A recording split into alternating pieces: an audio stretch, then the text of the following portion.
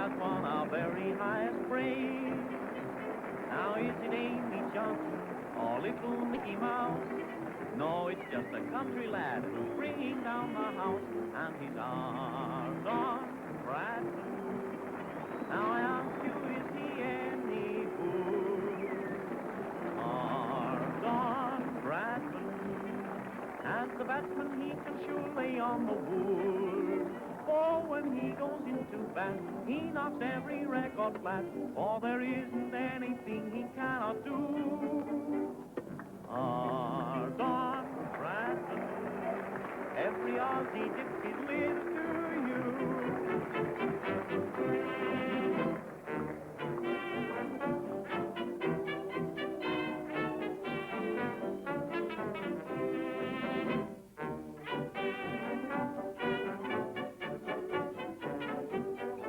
Don Bradman was the greatest cricketer I ever saw. In fact, I am quite certain he was the best cricketer ever to walk onto a cricket ground in any part of the whole wide world. I met him first in 1925, long before either one of us had ever been heard of in top-class cricket. Appropriately enough, we met in the middle of a country cricket ground at Bowral, a mountain town about 80 miles south of Sydney. He was representing Bowral, and myself, I was representing a little town called Wingelow. He batted throughout the day, which was about 4 hours play, and at the end of that, he had 234 not out. And myself, with a very damaged reputation, look forward to meeting him again on the following Saturday. On the following Saturday, we met, and the gods of war smiled upon me, and I bowled him first ball of the day. So we finished that day with our honours even. I went on to travel through first-class cricket with him practically from the first time ever that he played on the Sydney cricket ground, and I watched him as a member of his side, and later on as a journalist. I saw him right through the 1948 season, and I would say that he had the greatest repertoire of aggressive, damaging strokes that ever a batsman carried.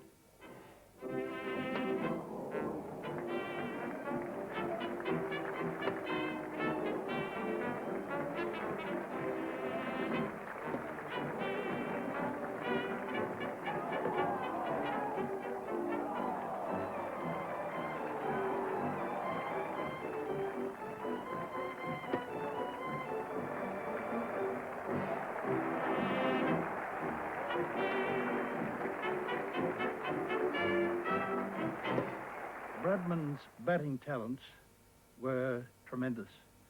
Firstly, of course, he could see the ball, I think, quicker than any batsman ever to whom I bowled. As soon as the ball left your hand, you could see him moving to the position where he reckoned he was going to make contact with the ball, and he'd move aggressively and with tremendous speed.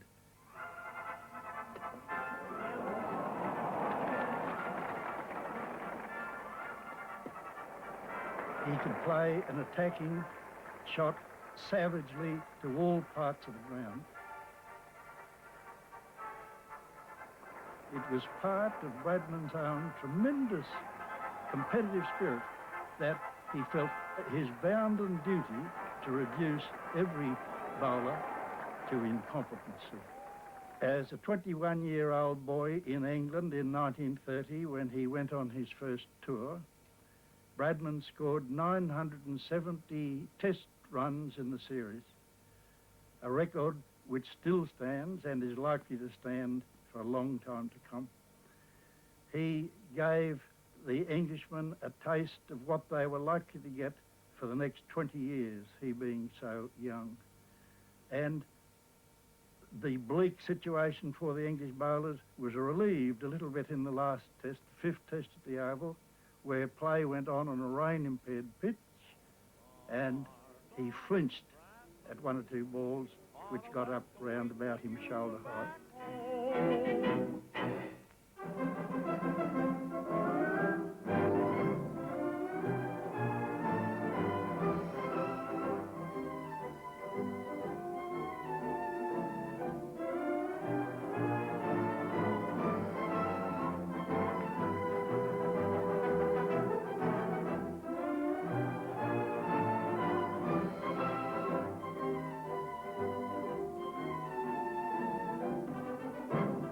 In the 1932-33 series, the Bodyline campaign, presented by the English attack under the command of Douglas Jardine, presented to the cricket world the greatest crisis ever that it experienced.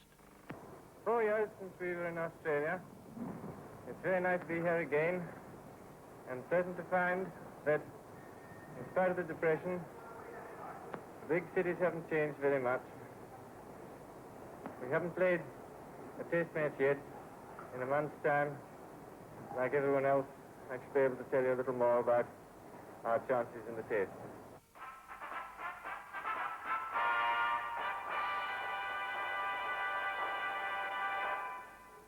The strong English team has a severe setback in their dress rehearsal for the first test against an Australian 11. The great Herbert Sutcliffe top scores in their first innings.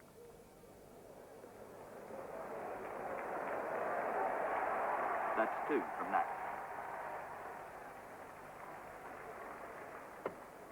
And a fine drive for 4 of Oxen. Finally, he's out for 87, caught by Bradman off the bowling of Ironman. England is all out for 282 in their first innings. Australia replies with 218, and then England collapses sensational. Freddie Brown, the baby of the team, is bowled by Oxen. The 6-foot 6.5-inch Nagel bowls to Duckworth and traps him LBW. Nagel with 8 for 32 is Australia's hero, and England is all out for only 60. England's fast bowlers, spearheaded by Harold Larwood, bowling at terrifying speed, strike back. Bradman, who made only 36 in the first innings, cuts Larwood. That takes him to 13.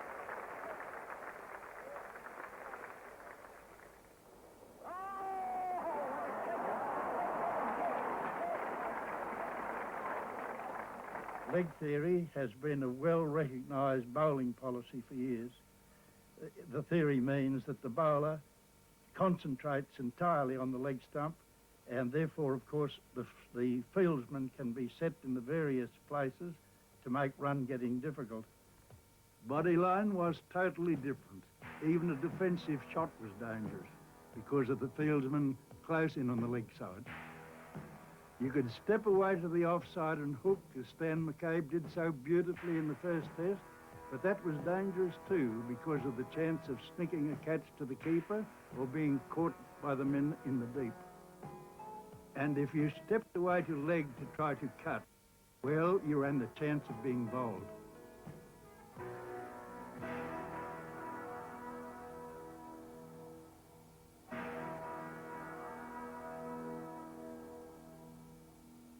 Don Bradman, due to illness, was unavailable to play in the first test. We missed him completely there, of course, but fortunately for us, Stan McCabe came to light with one of the epic innings of Test history. There he scored 187 not out, and really he pulverised the English attack. Had we been lucky enough to have had Bradman operating at the other end with McCabe, I'm certain that Bodyline would have died its death long before we decided to call it, or started to talk about it being Bodyline at all. England won the first test quite handsomely. Bradman was back in the side for the second test.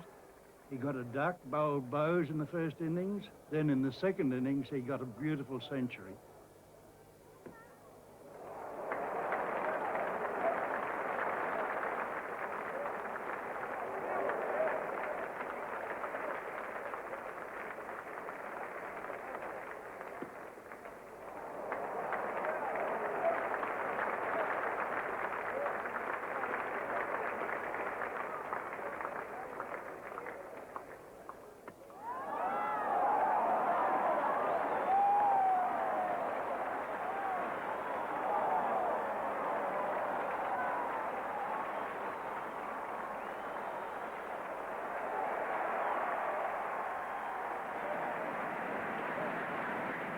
our spin bowlers won the match on a wearing pitch, and we went off to Adelaide for the third test, 1-1, and with our tails well in the air.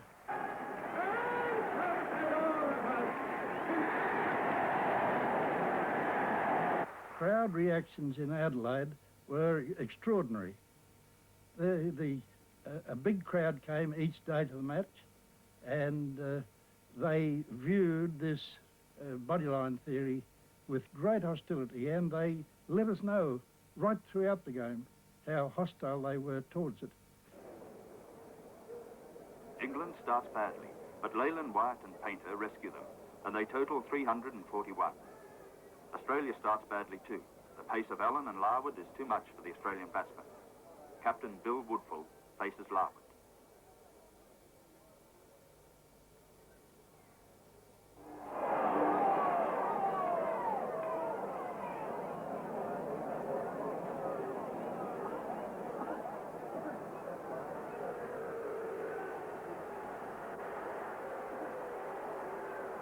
Bradman's 8 facing Larwood.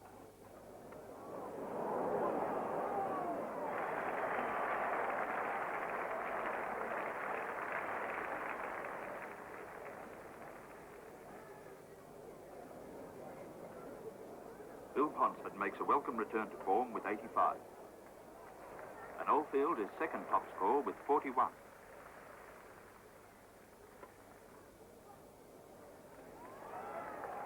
That's a single to Oldfield off both. But he tries to hook a short ball from Larwood.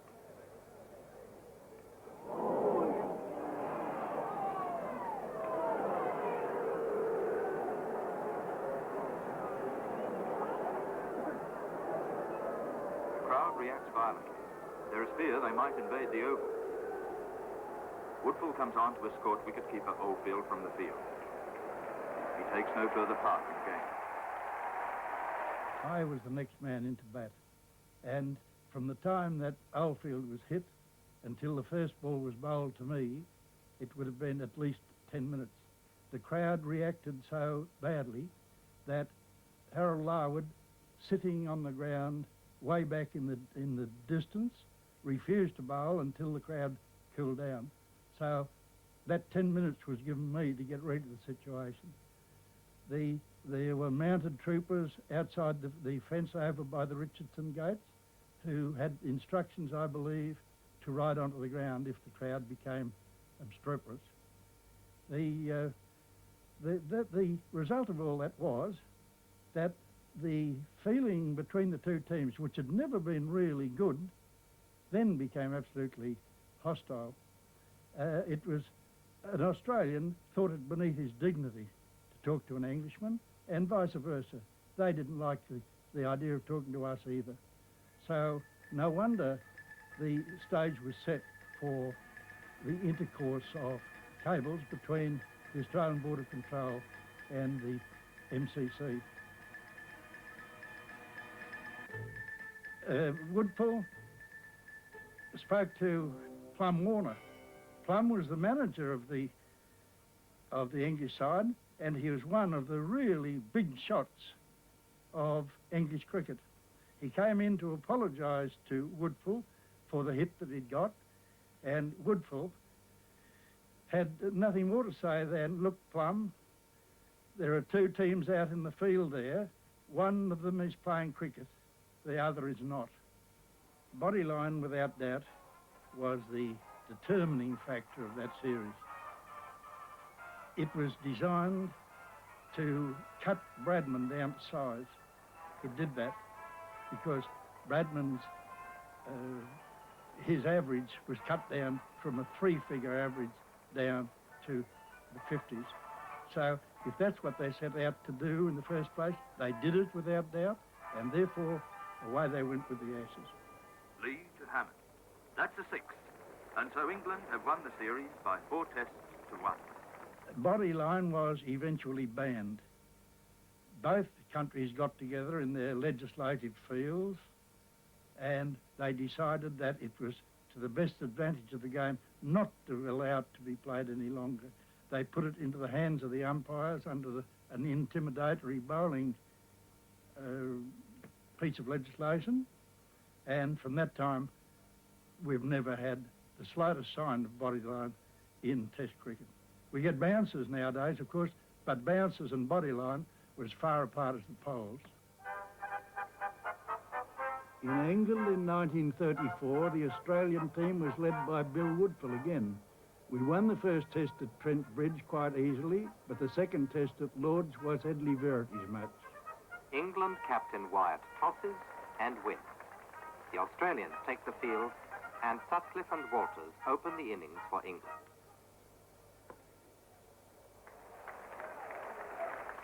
Wall to Sutcliffe. No run there. O'Reilly.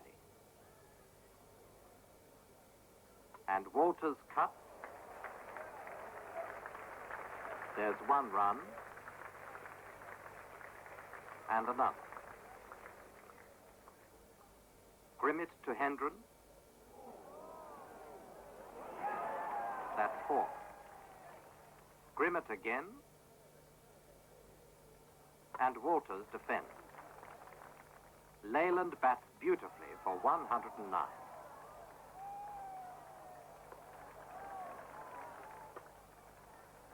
Wall again to Ames, who goes on to make 120.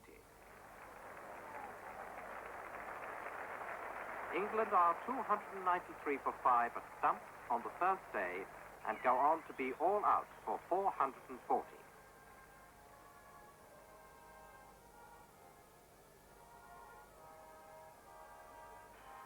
In Australia's first innings, Verity's first wicket was Bradman, caught and bowled.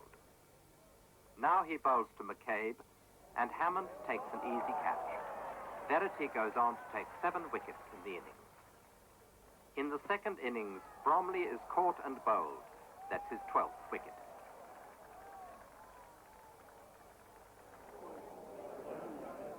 Oldfield LBW. It looks as if England will win by an innings now.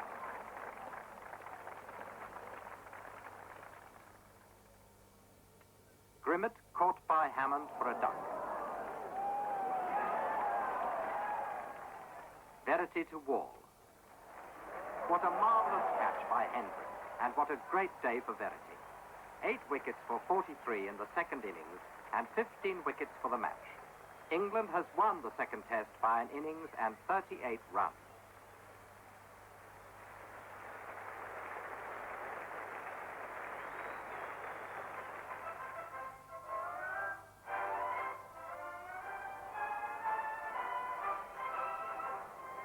In the third test at Old Trafford, I got 7 wickets in England's first innings, and Patsy Hendren, who was 45 years old then, made 132, but that game was drawn.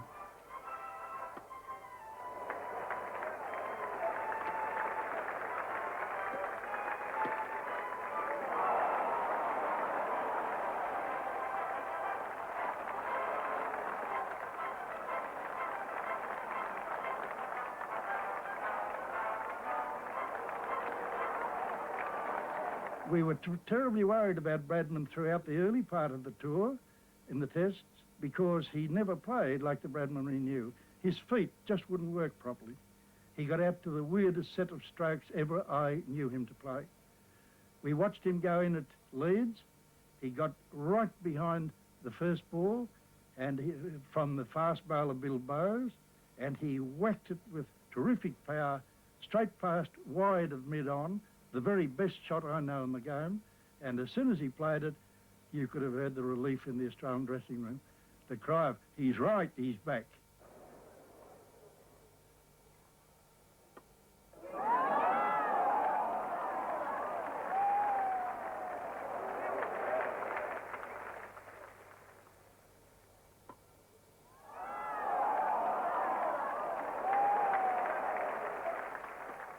That's Bradman's century. What a different batsman to the Bradman we have seen in the first 3 tests. No hint of recklessness about this inning. He looks as if he intends to go on all day.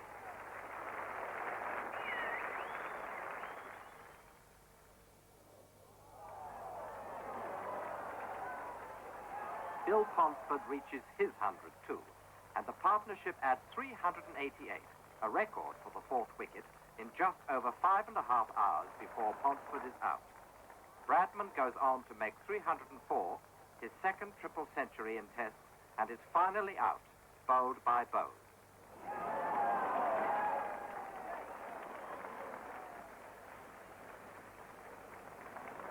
Rain came at the most inopportune time when we had the game well and truly won, and that resulted in the draw. At the Oval, Bradman scored 244, and Australia won that match very easily indeed. So we came home with the Ashes. England, under the captaincy of fast bowler Gubby Allen, came to Australia in 1936, and Australia was led for the first time by Don Bradman himself. We lost the Brisbane Test on a wet wicket, and on a similar wicket in the second Test, Bose had O'Brien caught a slip for a duck, and then he had Bradman caught by Allen, close in on the leg side, also for a duck. Bose to McKay. Another catch by Sims, and that's another duck. Australia has lost 3 wickets for only 1 run.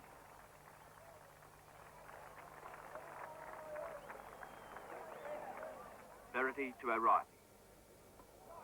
It's a big hit. That's 6.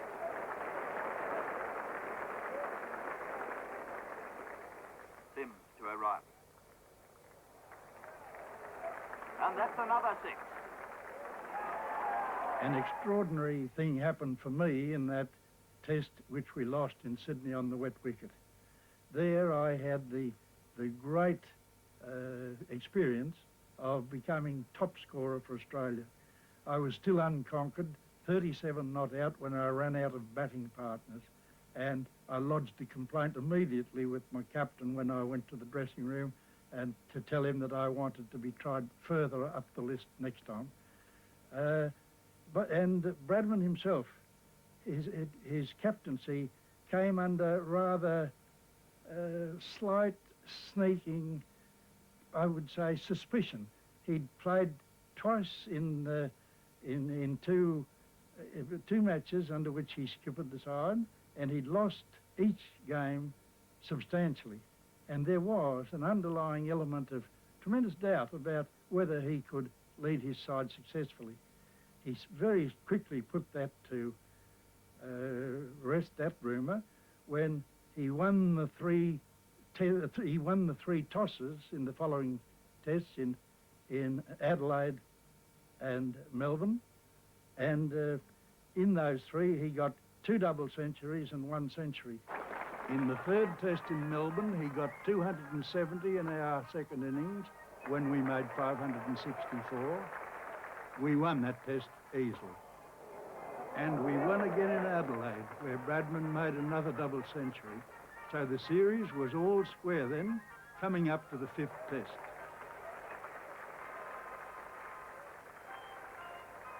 The English fast bowler Farnes took 6 wickets there. Bradman, McCabe and Badcock all got hundreds, and we won that Test by an innings and won back the Ashes. Back to England in 1938, under the captaincy of Don Bradman, where we met England led by Walter Hammond. At Trent Bridge, the first Test, we saw 2 brilliant young English batsmen for the first time. They were the opening batsman, a very correct player, Len Hutton, and a less orthodox player, Dennis Compton. Both of them made centuries against us in this Test.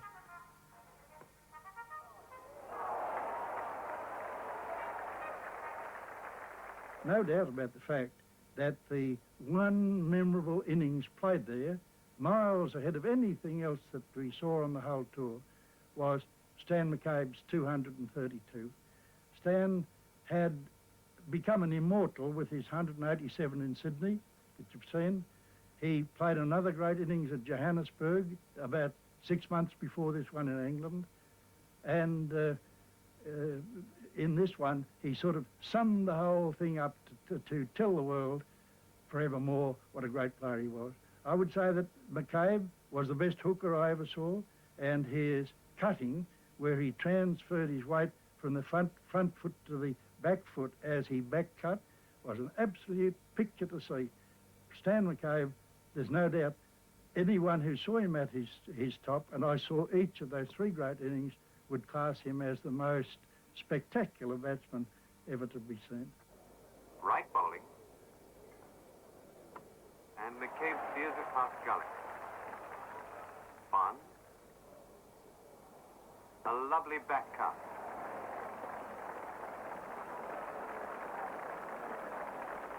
Three runs to McCabe. It seems that this man alone can save Australia after England's huge total of 658.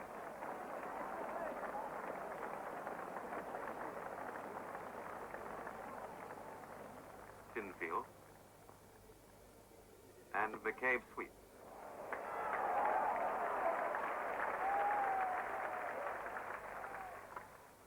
And there's his 200.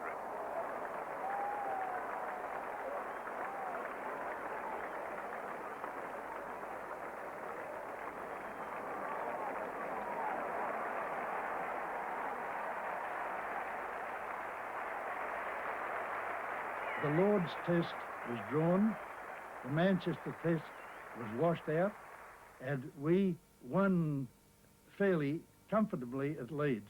So we went to the fifth Test, one up, and the best that England could do was to square the Ashes, which they did.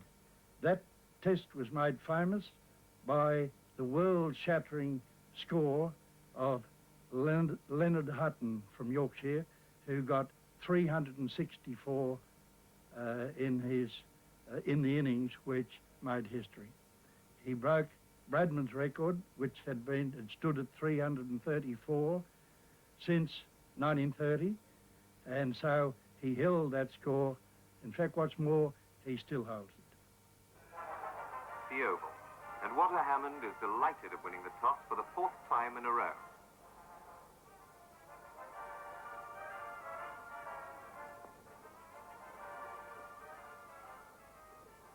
Maurice Leyland bats brilliantly for 187, including a stand of 382 with Hutton.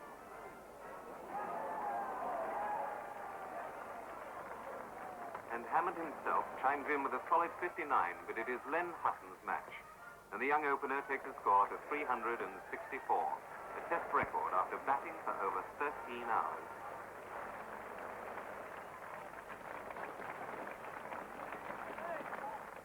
The World War #2 finishing in 1945 saw Australia facing up to England in Australia against Walter Hammond's 1946 side.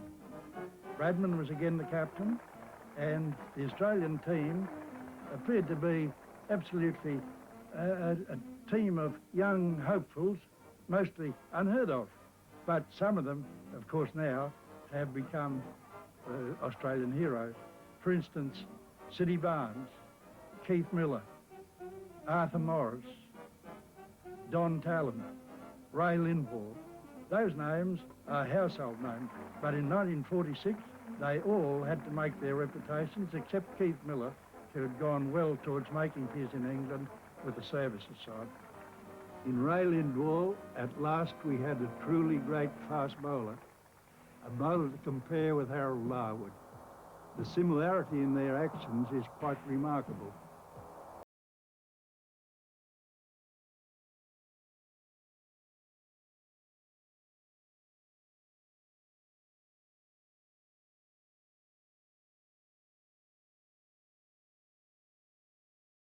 Australia won the first two tests in this 1946 series in Brisbane and in Sydney, where both Bradman and Sidney Barnes scored 234 runs exactly and went on to win the match for Australia.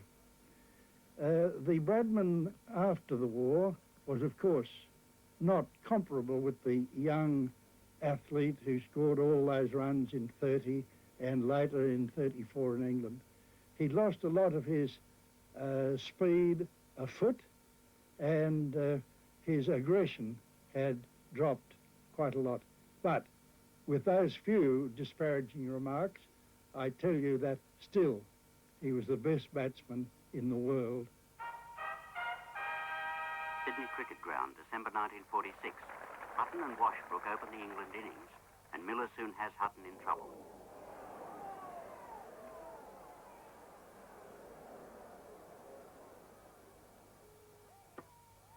Bill Edrich takes 4 from a full toss by Tribe, and he top scores for England with 71.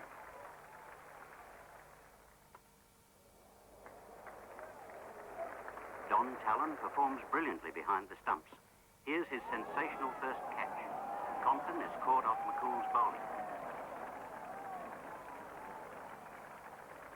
In the replay, you can see Compton's edge go to Johnson at slip. Johnson fumbles, but Talon dives backwards and takes the catch. Compton is out for 5. McCool again. And Hammond is caught behind by Talon.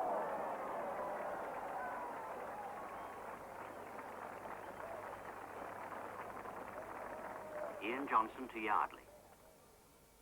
And Talon has another victim.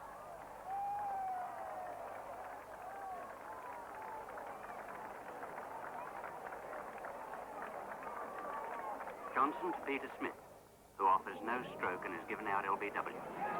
England are all out soon after for 255. Alec Bedson. And Sid Barnes cuts.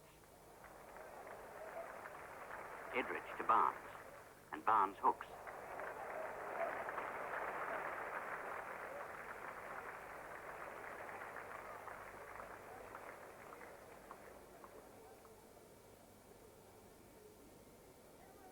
Bedser to Miller.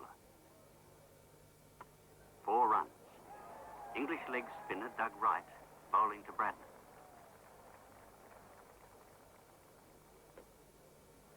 The Don starts very quietly.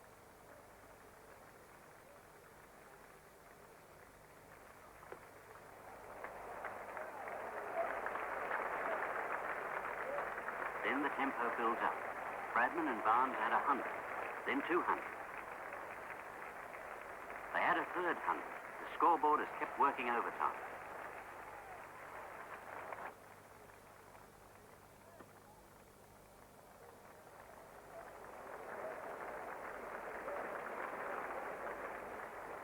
After batting through most of the 4th day, both batsmen score double centuries and go on to make 234 each.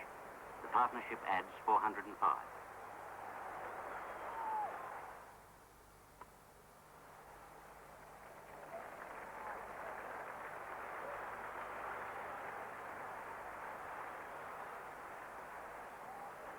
England's chances are not helped by a thunderstorm towards the end of the Australian innings.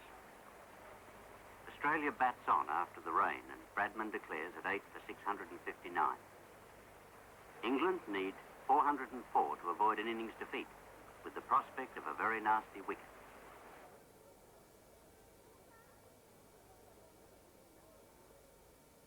Ian Johnson to Hutton, who bats brilliantly but briefly for 37 in the second innings.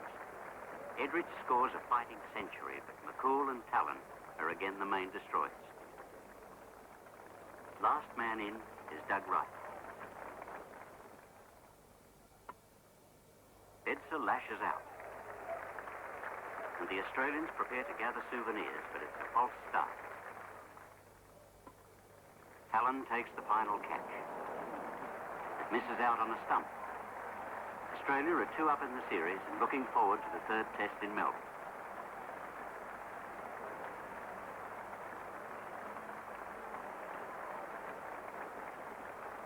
Australia won that series 3 tests to 0.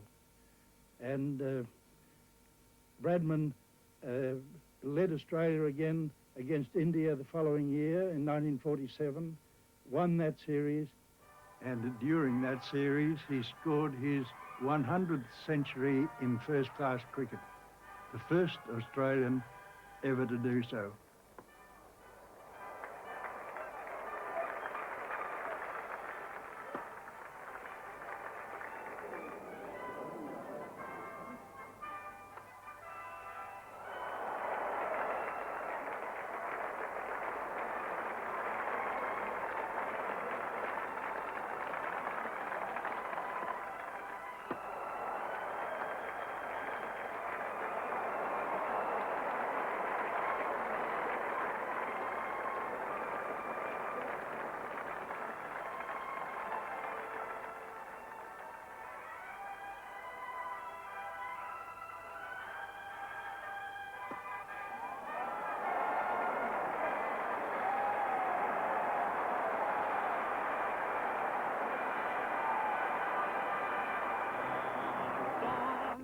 Bradman, for the welcome waits for you back home. Australia went to England in 1948, where Don Bradman made his final appearance in that country. The 1948 series I saw from the very friendly position of the press box, and I had the great good luck to travel with the team on board ship to England. And there I assessed the absolute importance of those 5 weeks that an Australian team had together on board ship. There they got to know each other absolutely. They had those long days on board ship, and by the time they got to England, every man knew his teammate as well as one could get to know another man. The difference between now, the unlucky boys now who get on a plane here at Mascot and who 24 hours later, having sat beside 1 or 2 people at the most in his side, arrive in England and probably have to be introduced to some of the players whom they've never met before. They were very lucky people in those old boat sailing days. Trent Bridge, and English crowds get their first view of Australia's new fast bowling combination. Miller and Lindwall do the early damage, but Bill Johnson, with 5 for 36, disposes of the middle order. Hard start, caught by Miller for a duck.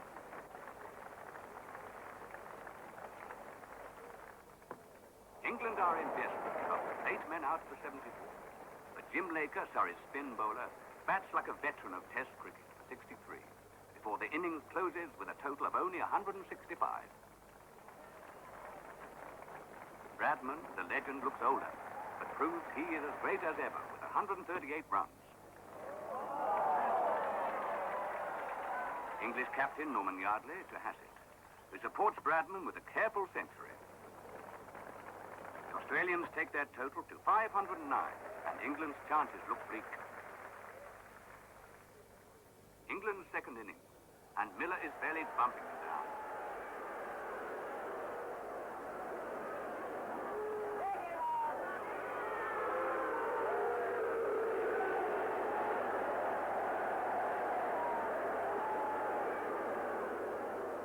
Lindwall is injured, but Miller bowls enough bounces for 2 men, and England soon lose Washbrook and Edridge, both caught behind. The big fast bowler is in a great humor, although some of the crowd don't seem to get the joke. Compton finally takes charge. A lovely 4 through the covers off Miller.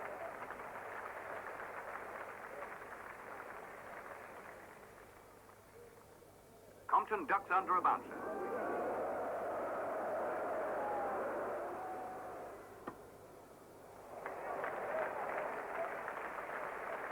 Compton's 184 is the innings of the match, but it can't save England from an 8-wicket defeat.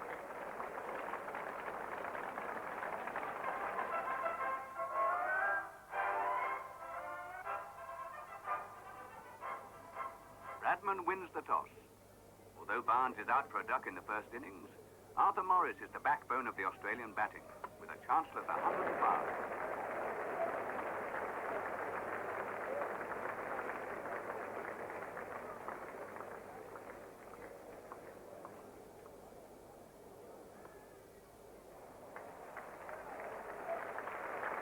Barnes makes amends in the second innings with 141.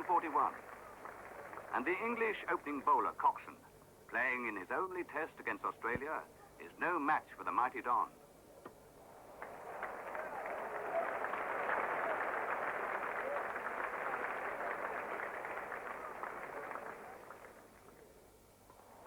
Miller, as spectacular as ever, lofting Yardley just out of Hutton's reach at mid-wicket. And then tries to lift the same bowler out of the ground. Evans is brilliant behind the stumps, but Miller just gets his foot back in time.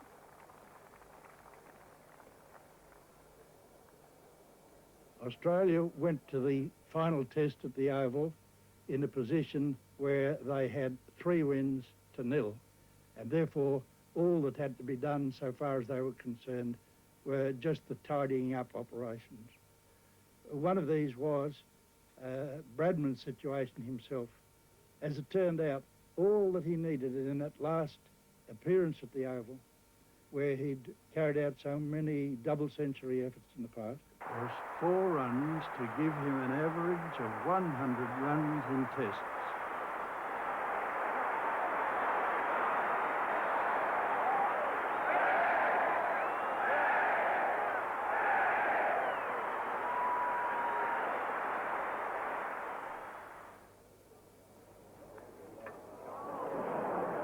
As it was, Eric Hollies bowled him second ball for a duck, leaving him with a test average of 99.94. In the history-making Bradman era, which began in 1928 and finished in 1948, many great names appeared on the cricket scene.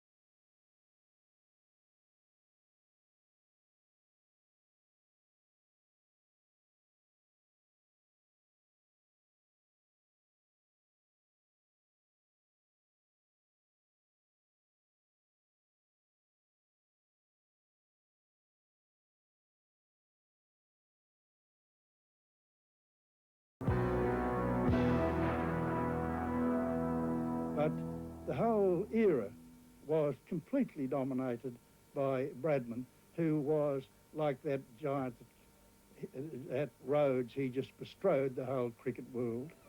Bradman was a man apart.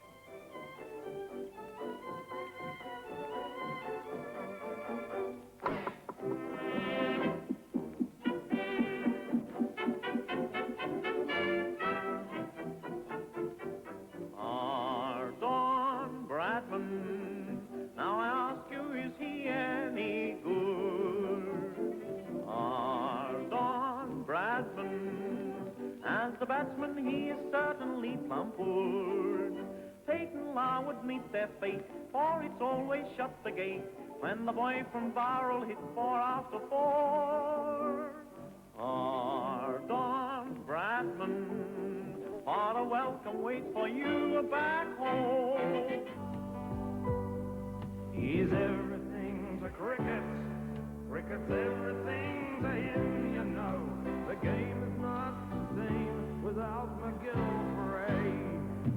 From a lefty cover drive, the one that brings the crowd alive, to a gentle push behind square leg, a ball that takes the middle bag. He's been there, he's done that, he's there from goal to woe. You know, the game is not the same. It's not the game is not the same without McGillivray. McGillivray, The Game Is Not the Same, now available in paperback, on video and audio cassette at the ABC shop.